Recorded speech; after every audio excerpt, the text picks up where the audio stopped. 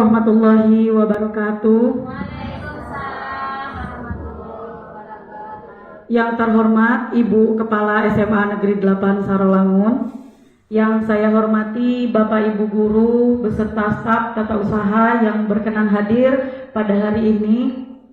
Puji syukur kita panjatkan kehadiran Allah Subhanahu wa Ta'ala, yang mana atas berkat serta rahmat dari Allah kita dapat berkumpul dalam acara menyebarkan pemahaman dan pengalaman penerapan budaya positif. Dalam hal ini adalah saya Rialita, CGP Angkatan 11 dari Kabupaten Sarolangun, yang ingin memberikan praktik baik, aksi nyata, karena saya sudah menyelesaikan modul 1.1. Dalam hal ini yang terakhir adalah modul 1.4 mengenai budaya positif. Langsung saja kita masuk ke dalam pemaparan materi yang akan saya sampaikan, di mana konsep utama modul budaya positif yang kami pelajari pada LMS adalah perubahan paradigma belajar, disiplin positif, kebutuhan dasar manusia, motivasi perilaku manusia, posisi kontrol dan restitusi, kemudian keyakinan kelas, dan segitiga restitusi. Dalam hal ini semuanya adalah berkaitan dengan bagaimana pembelajaran yang berpihak pada murid yang telah kami pelajari di LMS, mulai dari 1.1 mengenai filosofi pemikiran Ki Hajar Dewantara, kemudian yang kedua modul 1.2 mengenai visi guru penggerak, kemudian nomor 2 itu adalah peran guru penggerak, 1.3 visi guru penggerak, dan yang terakhir adalah mengenai budaya positif. Dalam hal ini, pembelajaran dengan paradigma baru yaitu dirancang berdasarkan prinsip pembelajaran yang terdiferensiasi, sehingga setiap siswa belajar sesuai dengan kebutuhan dari tahap perkembangannya untuk mewujudkan profil pelajar Pancasila, di mana yang kita sudah menerapkannya di kurikulum Merdeka. Dalam hal ini yang dimaksud dengan disiplin positif itu adalah budaya kita yang kita maknai, yaitu sesuatu yang dilakukan seseorang pada orang lain untuk mendapatkan kepatuhan. Kita cenderung menghubungkan kata disiplin dengan ketidaknyamanan, khususnya yang kita alami Bapak Ibu Guru semua di sekolah kita terhadap siswa-siswa kita, di mana sebagai pendidik tentunya tujuan kita adalah menciptakan anak-anak yang memiliki disiplin diri, sehingga mereka bisa berperilaku pada nilai-nilai kebajikan secara universal dan memiliki motivasi intrinsik, bahkan bukan ekstrinsik. Dalam hal ini kita pelajari atau kita ketahui untuk kebutuhan dasar manusia. Jadi sebagai pendidik, kebutuhan dasar manusia itu adalah yang satu, bertahan hidup, kemudian kasih sayang dan rasa diterima, kemudian penguasaan, kebebasan, dan kesenangan. Dari kelima kebutuhan dasar manusia ini kita hubungkan dengan bagaimana menerapkannya terhadap siswa kita, di mana proses pembelajaran kita dengan berpihak pada murid. Selanjutnya, motivasi perilaku manusia, dalam hal ini menghindari ketidaknyamanan dan hukuman. Ini kita hubungkan dengan siswa-siswa kita. Murid melakukan disiplin karena ia takut dihukum. Itulah yang kita rasakan beberapa dekade dalam kita mendidik. Jadi murid itu disiplin karena takut dihukum. Kemudian mendapatkan imbalan, artinya murid akan disiplin jika ia ingin mendapatkan imbalan. Apalagi di sekolah, terutama imbalannya yang kita iming-imingkan adalah nilai. Ya, nilai. Jika kamu disiplin, kamu taat aturan, ibu akan kasih nilai. Seperti itu. Kemudian menghargai diri sendiri karena sadar akan nilai kebajikan dirinya, yang merupakan itu motivasi intrinsik dari dalam diri siswa. Dan ini kita ketahui konsep disiplin identitas gagal. Dalam hal ini ada hukuman, di mana konsepnya adalah menyakitkan, tidak nyaman, kemudian murid akan takut, kemudian itu sifatnya memaksa, kemudian murid menyembunyikan kesalahannya sehingga murid menjadi rendah diri atau tidak percaya diri. Selanjutnya, penghargaan sebenarnya bisa dikatakan tidak efektif, kemudian dapat merusak hubungan dan mematikan kreativitas siswa, menghukum dengan sistem ranking, merampas hak menghargai dirinya. Artinya di sini kita tidak bisa mengembangkan peserta didik kita supaya dia berkreasi dengan minat dan bakatnya sendiri. Kalau kita buat hal-hal seperti ini, Kemudian dalam konsep disiplin, jika identitasnya sukses, itu adalah konsekuensi dan restitusi. Dalam hal ini, konsekuensi itu adalah seperti ini, adanya stimulus dan respon. Kemudian kalau restitusi, murid akan bertanggung jawab untuk perilakunya. Selanjutnya konsep disiplin pendekatan restitusi. Dalam hal ini adalah cara menanamkan disiplin positif pada murid. Dalam hal ini saya ingin memberikan pemahaman atau sedikit menyebarkan praktik baik mengenai modul budaya positif itu adalah agar nanti ke depan Bapak Ibu guru semua bisa memberikan ajaran disiplin kepada siswa kita dengan cara restitusi. Artinya menanamkan itu dengan cara restitusi. Setelah kita memahami apa itu budaya positif dengan cara restitusi, diharapkan Bapak Ibu guru nantinya dengan menanamkan disiplin kepada siswa-siswa kita itu tidak lagi dengan hukuman ataupun mengiming-imingi penghargaan. Jadi kita menanamkan disiplin kepada peserta didik kita adalah dengan memberikan mereka tawaran, ya, bukan paksaan. Artinya dalam hal ini jika anak didik kita melakukan indisipliner atau melakukan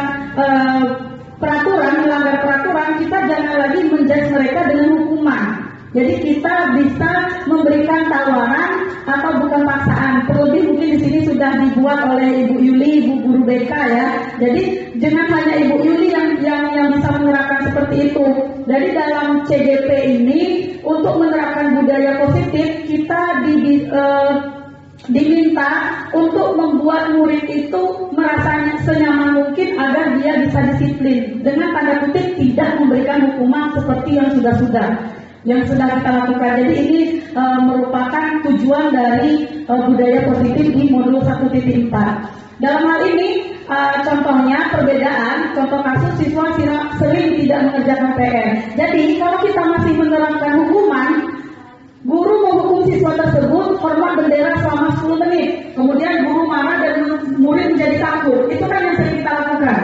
Nah, setelah kita tahu modul 1.4 dalam budaya positif, ya, kita bisa memberikan mereka konsekuensi. Dalam hal ini beda, bukan hukuman, tapi konsekuensi dengan memberikan mereka mengerjakan PR saat istirahat atau dikerjakan sebanyak 3 kali lipat. Atau di sini guru tegas dan siswa menghormati peraturan. Kemudian restitusi, guru menanyakan keyakinan kelas apa yang telah dilanggarnya. Jadi siswa kita berpikir sendiri, oh apa ya yang sudah saya langgar sehingga saya diberikan konsekuensi oleh ibu guru. Karena di dalam hal ini sifatnya guru itu terbuka dan siswa menghormati dirinya dan orang lain. Artinya dia menyadari kesalahannya sendiri. Bukan nanti di ujungnya dengan guru marah dan suruh hormat bendera, jadi kan murid takut.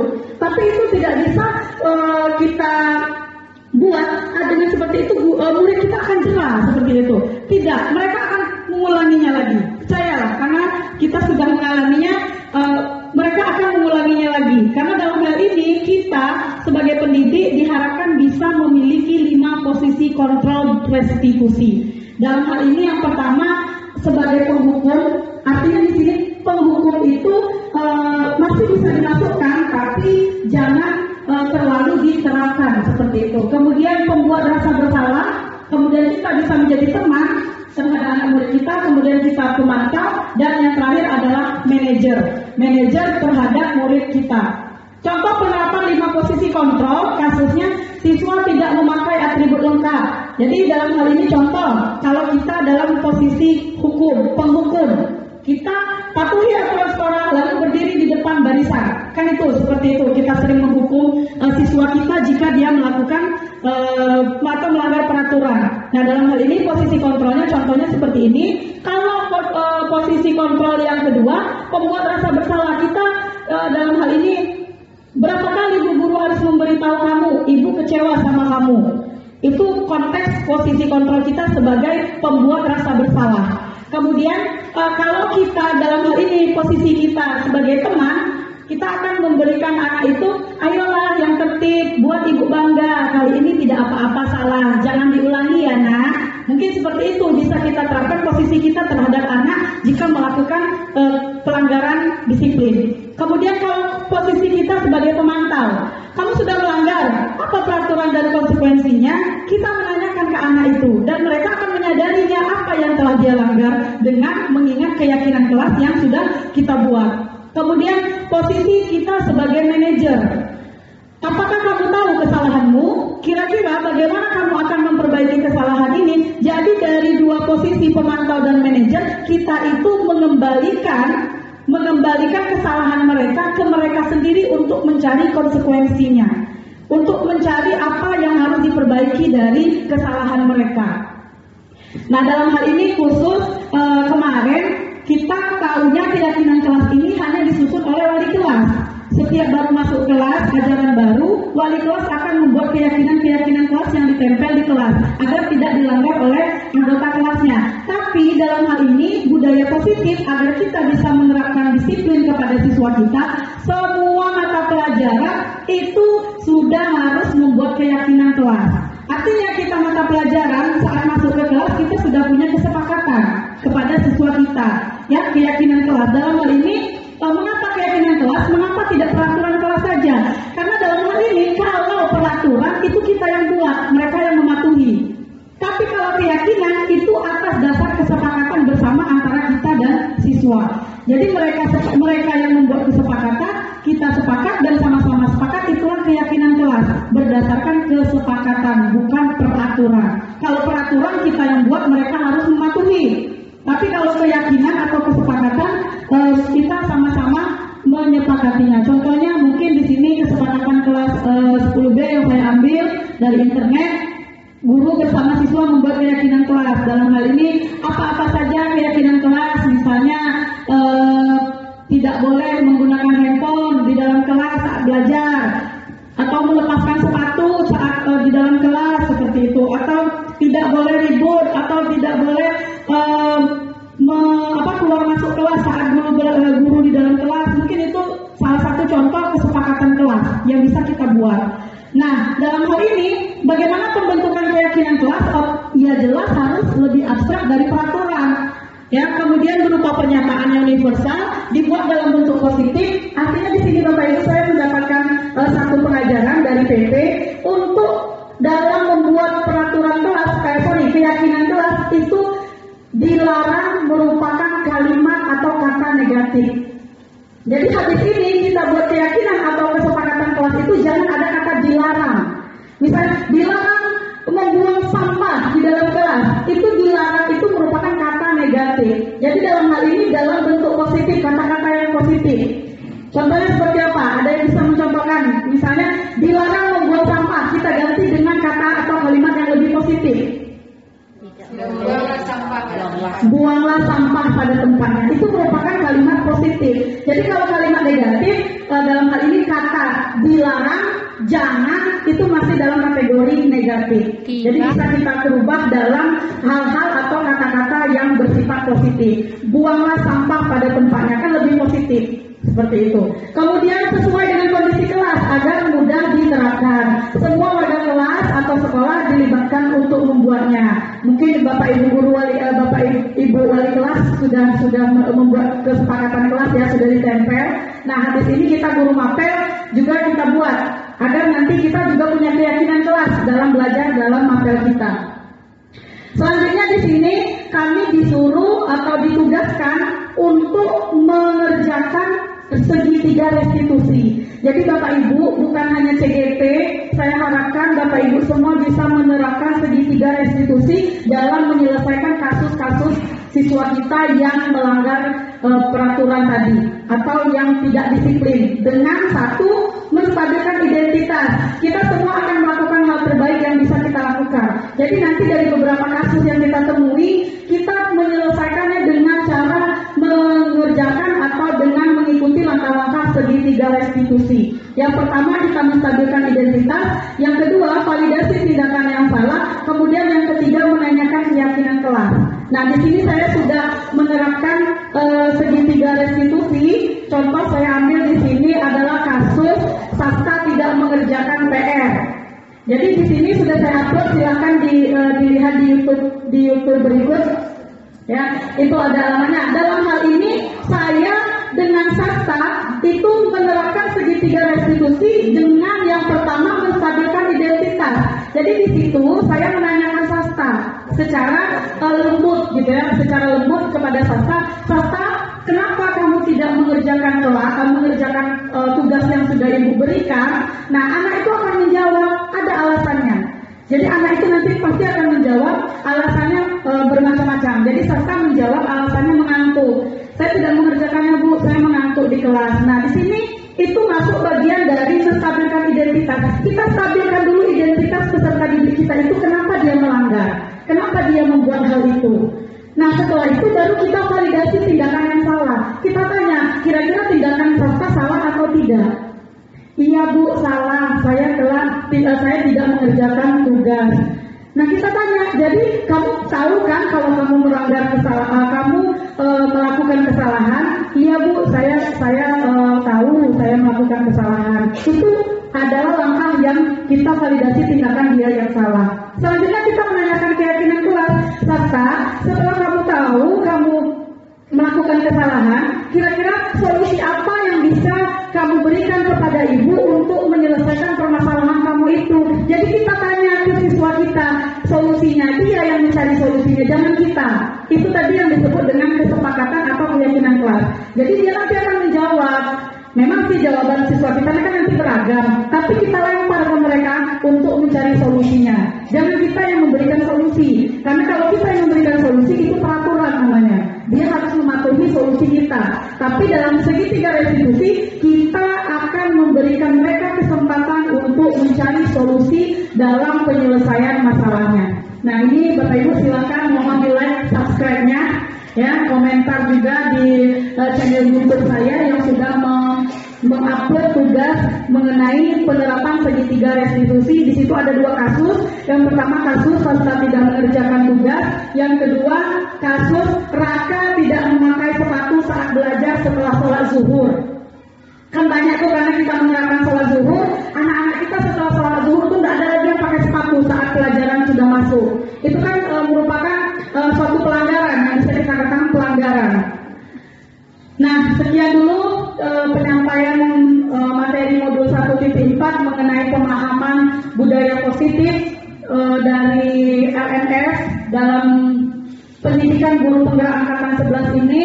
Dalam hal ini ada pendapat atau ada pendapat dari Stephen R. Covey, bila kita ingin membuat kemajuan perlahan, sedikit-sedikit ubahlah sikap atau perilaku Anda. Namun bila kita ingin memperbaiki cara utama kita, maka kita perlu mengubah kerangka acuan kita.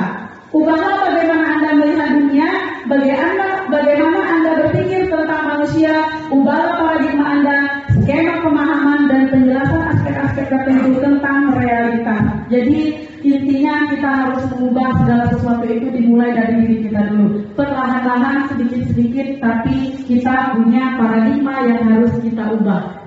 Sekian dari saya. Terima kasih atas partisipasinya. Saya mohon untuk refleksi dari Bapak Ibu Guru untuk materi yang sudah saya sampaikan.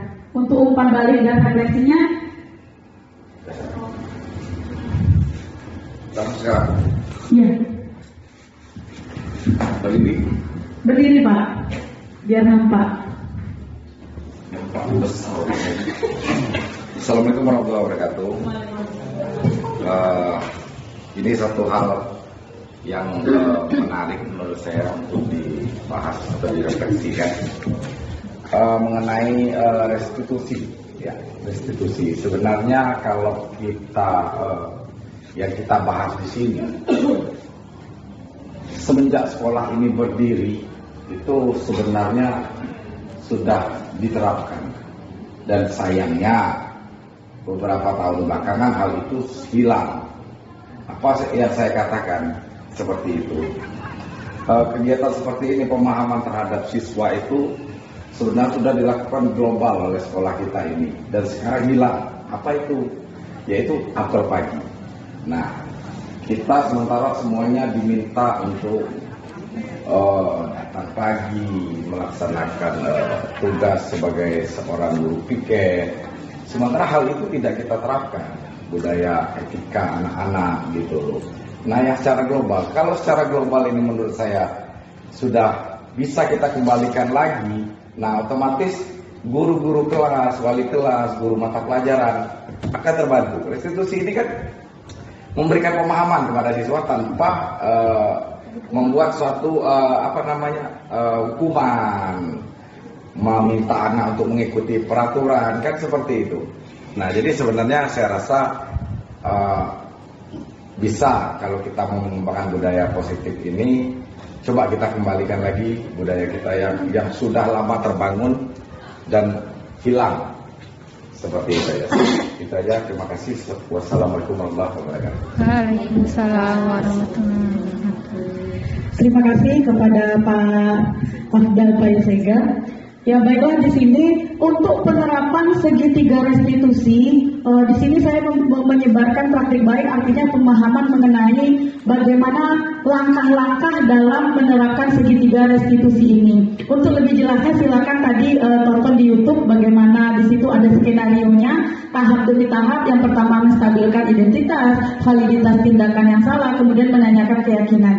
Nah di sini bagaimana membuat hal itu kembali gitu ya Pak Angga, yang sebenarnya secara global sudah diterapkan ke anak. Kenapa akhir-akhir ini tidak ada lagi? Nah di sini mungkin saya mau membranding diri saya sendiri, karena di sini saya calon guru penggerak.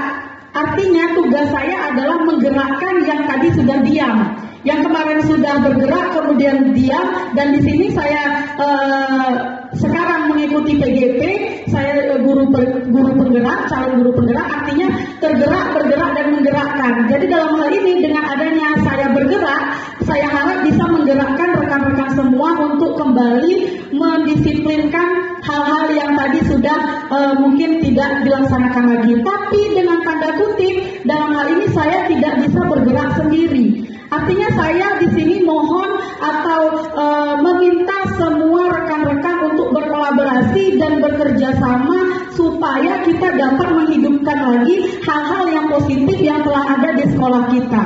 Mungkin faktor dari yang tadi itu ada, tapi kenapa sekarang tidak ada? Mungkin ada beberapa faktor ya Pak.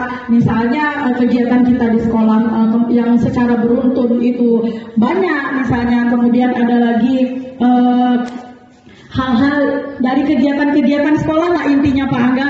Jadi kegiatan-kegiatan sekolah kita yang memungkinkan atau yang membuat hal itu tidak bisa kita laksanakan. Tapi setiap hari Selasa itu bukan bisa dikatakan sudah termasuk penerapan budaya positif yang dilakukan oleh Miss Surti sebagai mapel dan Pak Haidar sebagai mapel bahasa Inggris untuk menerapkan budaya positif listening. Jadi itu sudah merupakan salah satu contoh dari budaya positif yang sudah kita terapkan di sekolah kita.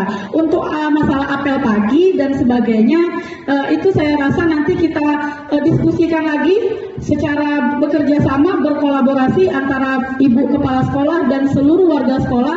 Apakah nanti kita ulang lagi atau kita tingkatkan lagi atau kita mulai lagi, itu nanti atas kesepakatan bersama. Mungkin dalam hal ini ada tanggapan dari ibu kepala sekolah mengenai penerapan apel, kami persilakan. Assalamualaikum warahmatullahi wabarakatuh. Terima kasih untuk kesempatan yang diberikan oleh Ibu Rianita. Jadi terkait dengan apel, sebetulnya apel kita kemarin sudah berjalan ya. Cuman memang akhir-akhir ini, apalagi baru masuk tahun ajaran baru ini, sudah belum berjalan kembali, belum efektif kembali. Kalau sebelumnya itu biasanya siswa dari OSIS ya, dari OSIS itu melaksanakan apel, cuman memang belum efektif. Karena apa? Itu harusnya kan minimal ada guru yang mendampingi. Jadi mungkin itu butuh kesiapan dari kita juga, kebersamaan dari kita juga untuk melaksanakan apel pagi. Karena selama ini yang kemarin yang berjalan itu hanya anak dan ada 1-2 guru saja. Jadi akhirnya itu kembali ke tidak berjalan dengan semestinya. Tapi kalau bisa kita sepakati bersama, kita mulai kembali, itu alangkah baiknya. Dan itu memang harus kita sepakati bersama dan benar-benar kita laksanakan. Jadi saya rasa kembalilah ke diri kita lagi, ya kita lah yang menggugah diri kita kembali untuk melaksanakan atau meningkatkan kedisiplinan anak terkait dengan apel pagi, ya upaya kita untuk meningkatkan kesadaran diri anak-anak kita agar bisa menciptakan kedisiplinan itu dari dalam dirinya, bukan berupa harus ada sanksi gitu ya, harus ada hukuman.